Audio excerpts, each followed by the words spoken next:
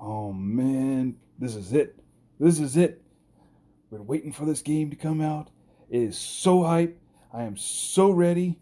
I'm gonna get on this hype train. I'm gonna get on this hype train, and it's gonna be awesome. And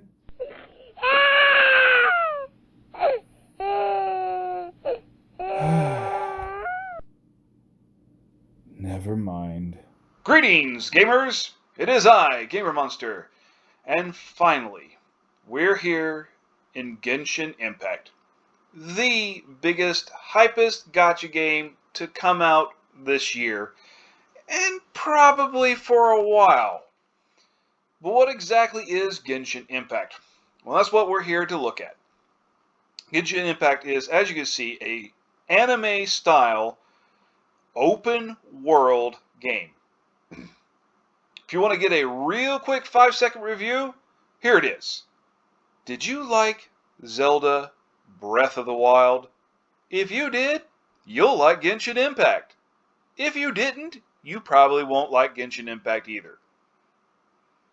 Having said that, however, there is obviously going to be a lot of differences, even if there are also a lot of similarities.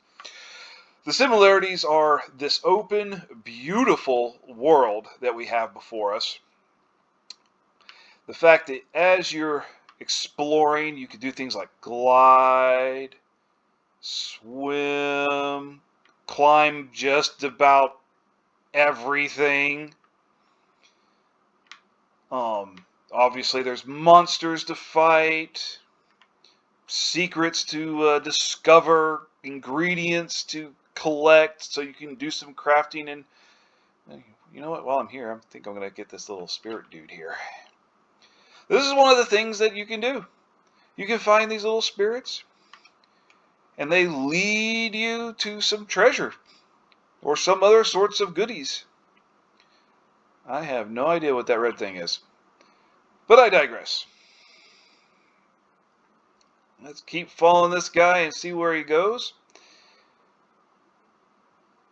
Maybe we'll run into some monsters we can fight, and I can show you some combat.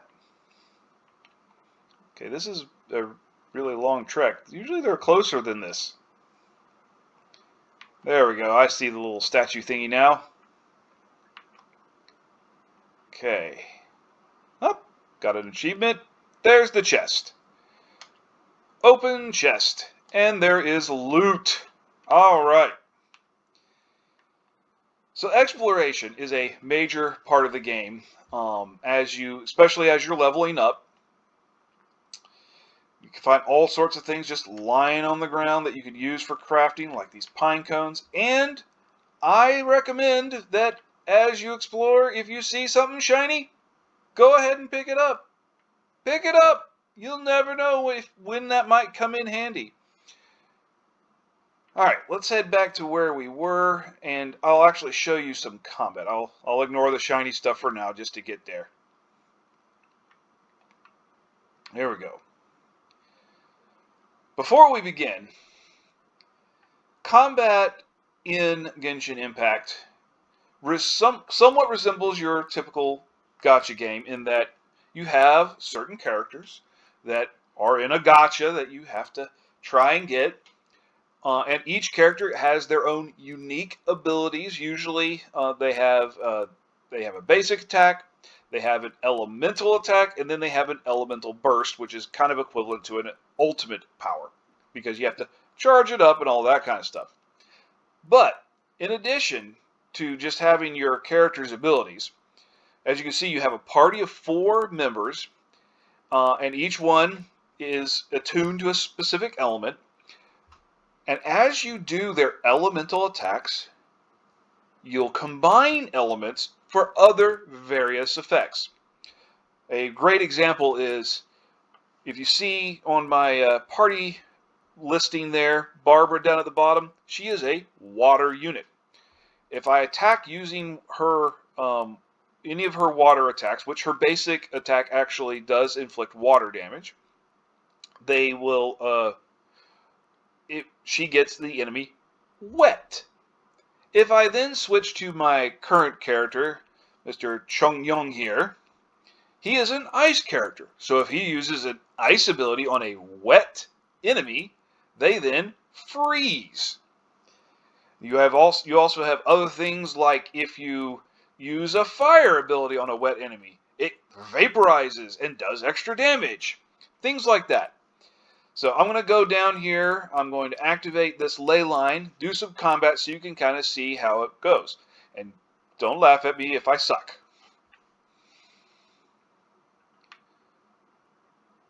Exploding barrels. Got to keep that in mind. All right, let's get these guys going here. We'll switch out to, ow, get her fire going. Get back to Chong Yung so I could then use his elemental, do some melt damage, start attacking them. Dodge that, and oh, that's right, the barrel. Some loot, but let's get over to this guy here. And I missed him there. Okay. More guys. Oop. Ow. Throw her out there. And we need to get Barbara in here so we can get some healing going here.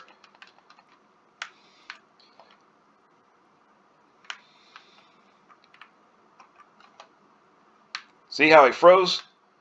All right. Shields need to be burned.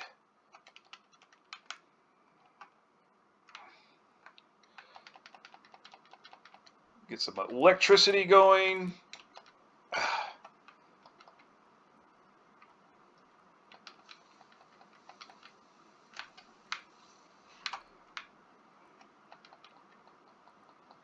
Electrocharged.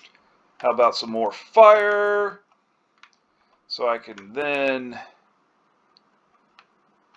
Oh, he's actually already dead. They are frozen. He looks like he's the last one. All right. So combat consists of switching between all your various characters to get their elemental effects and attacks off to do the most damage. I am not exactly the best at this, I will admit. It's a little bit different. I have been playing turn-based RPGs for a long time now, and so action ones can sometimes throw me off for a little bit. Not only that, but for whatever reason, the controls, because you can't adjust them, the controls throw me off still sometimes. But I digress. So you have combat. You have this big open world. So here's the map here. Let's zoom out a little bit here. I still have all this other map. Anything that's not in red there, all that's still to unlock. So this world is pretty darn big. And they're not even done releasing areas yet. But being a gacha game, you do also have your kind of typical array of various things like what I just completed there was basically the equivalent of a resource dungeon. Specifically, that was a gold dungeon because I got extra mora, which is the currency of the in-game currency, by defeating that and spending my resin, which is basically stamina, like from other games. But we can also, I have to zoom back in a little bit to see them. Yep. Have teleportation markers. This one right here is another ley line. This one gives you experience. There's all sorts of things you can do. Not to mention all the puzzles and the hidden chests and everything else that is just scattered throughout the world. We'll move over here to town real quick. Just teleport over there. Because in town you do also have various shops that you can go to. There's a blacksmith where you can craft some weapons. There is, oops, wrong button.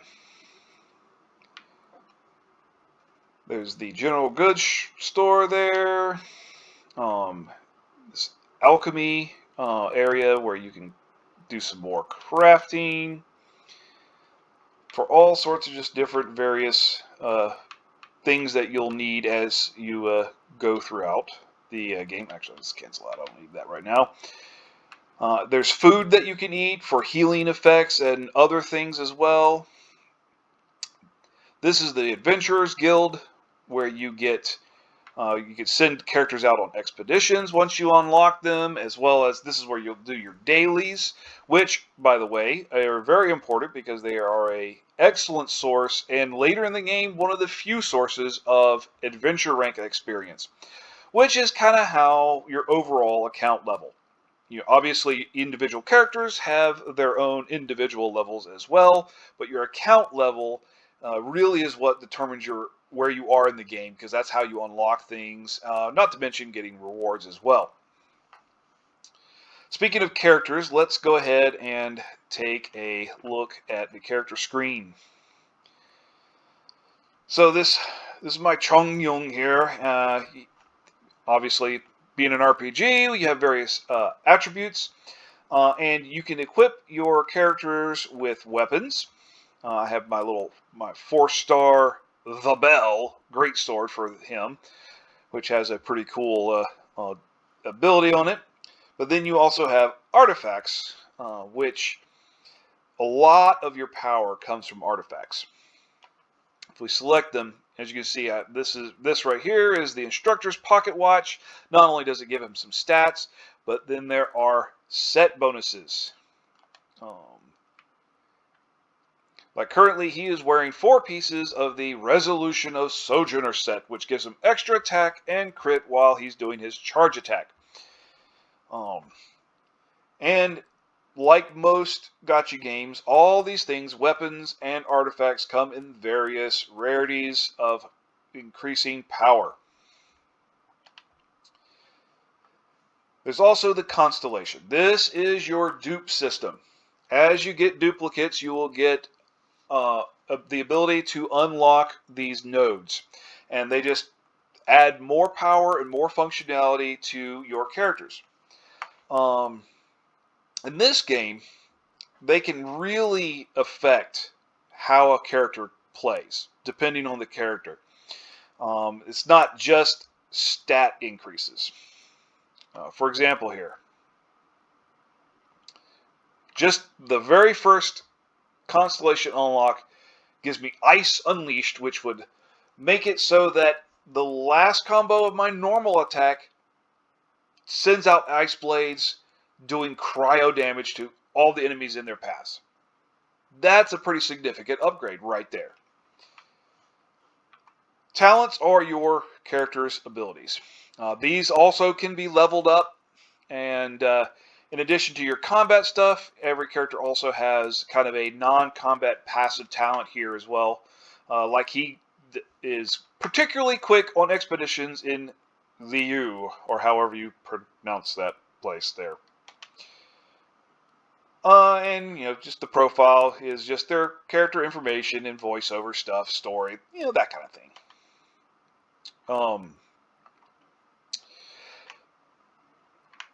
But in addition to being able to increase the power of your characters, weapons can be leveled up.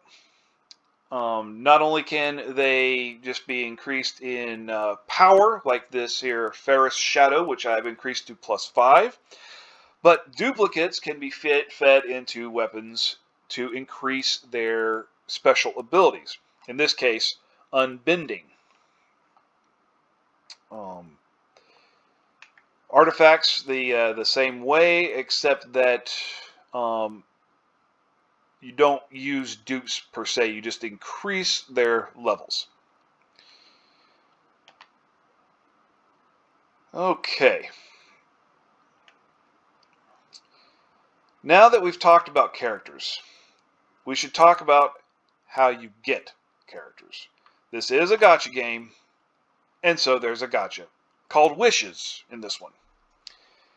I have to admit, at first, I was pretty upset because if you take a look at the details,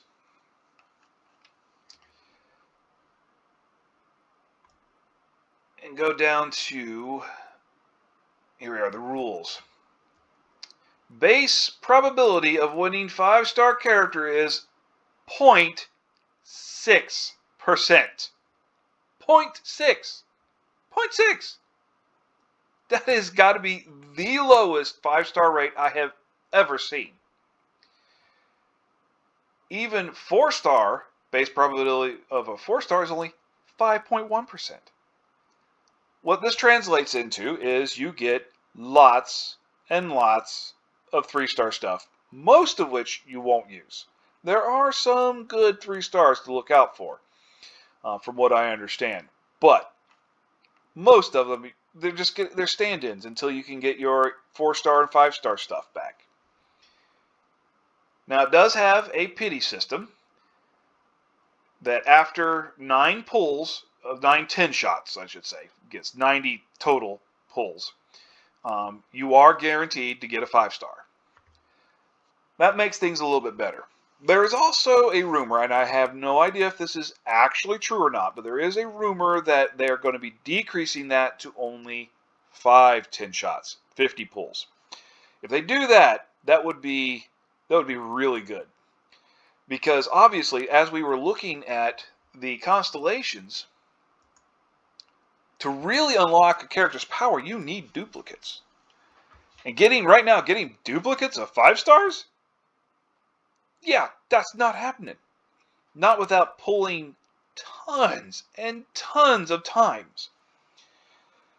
Now, obviously, a 5-star character is going to have, just a stat advantage to begin with until you really start unlocking a lot of the constellations on your 4 stars so that at that point, they can then surpass a 5-star character. So it's not like 5 stars are not valuable. They are, even without their constellations. But the rates are just so low. Not to mention that, depending on the banner, it might also have weapons thrown into the mix. So that instead of getting a character, you get a weapon. But I have to admit that as time has gone on, I've actually kind of warmed up a little bit to the idea of the 5 stars being as rare as they are. Because it means they're rare.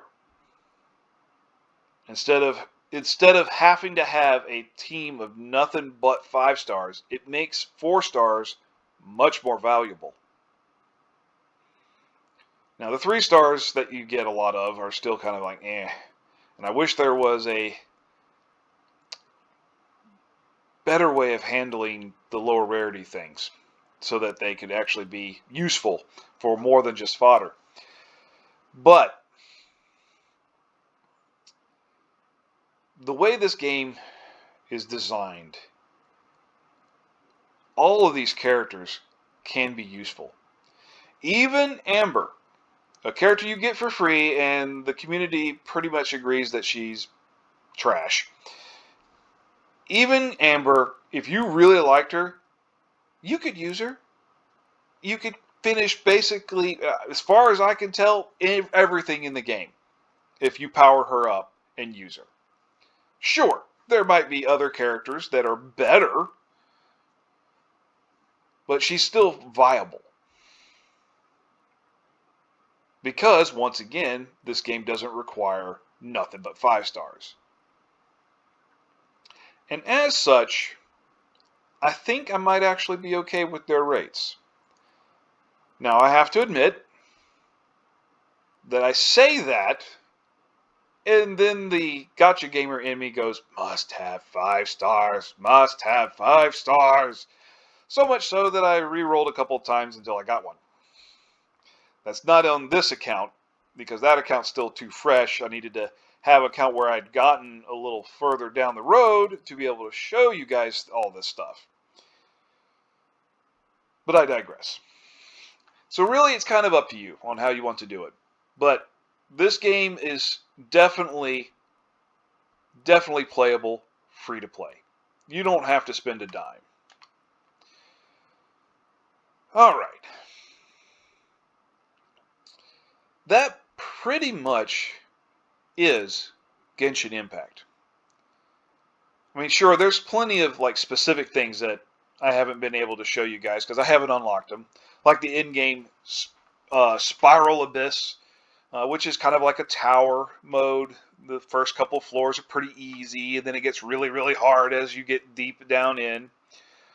Um, there's a lot of little details on this game, like your adventure book, which has little tasks for you. It also tracks your commissions, which are your dailies, and bosses. It shows you all the different things that you can get from all the different bosses, because you'll be farming these guys for materials to ascend your characters, etc., etc. You know how that all works.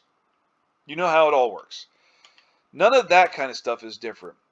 What is so different is the fact that this is a gacha game that you actually play. I don't know about you guys, but I have really started getting burnt out on just the auto repeat games that are out there. But not with Genshin Impact. Oh, from what I understand, you do have to do some grinding later on.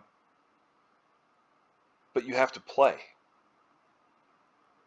Do you realize how refreshing it is to play a game rather than just hitting a button and let the game play itself? So much so that this is gonna be the first of a short series where I'm gonna highlight a couple of gacha games that are out there that you actually do play. Needless to say, I am in Genshin Impact for the long haul.